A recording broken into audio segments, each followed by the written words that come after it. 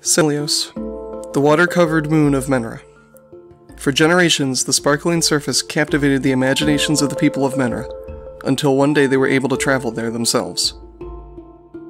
The people of Menra were an advanced civilization with a great wealth of knowledge and technology. However, standing above the great engineers and scientists of Menra was the even greater Ektor Turren.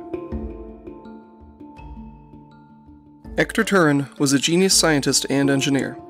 He had a grasp of the workings of the universe that was unmatched on his homeworld of Menra.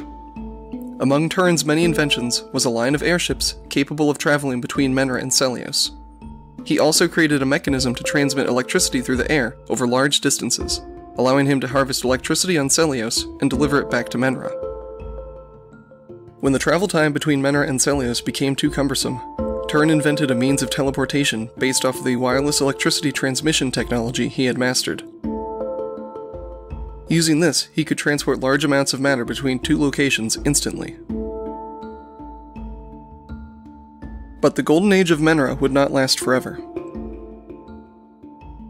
Although Turren's notes are sparse on details, they hint at an increasingly escalating political climate that eventually leads to the destruction of their entire civilization.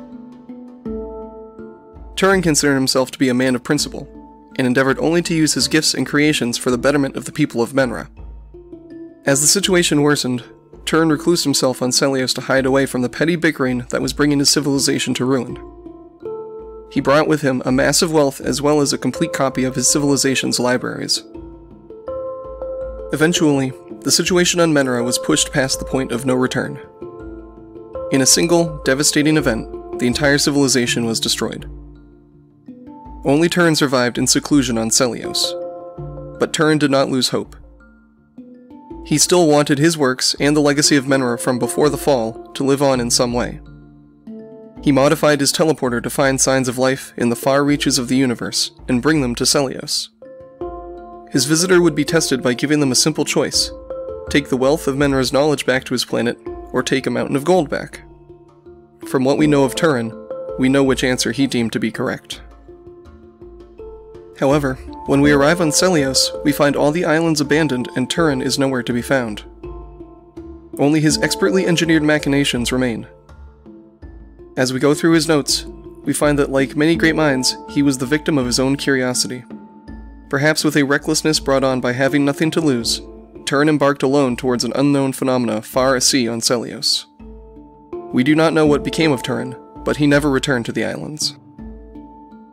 In the end, if we choose correctly, we will be returned to where Turren whisked us away from, with all of Menra's accumulated knowledge, and with a firm warning about what could happen if the knowledge is misused. Although we never met him, as we return home, we are filled with the conviction of a man who went to great lengths to see the memory of his civilization survive.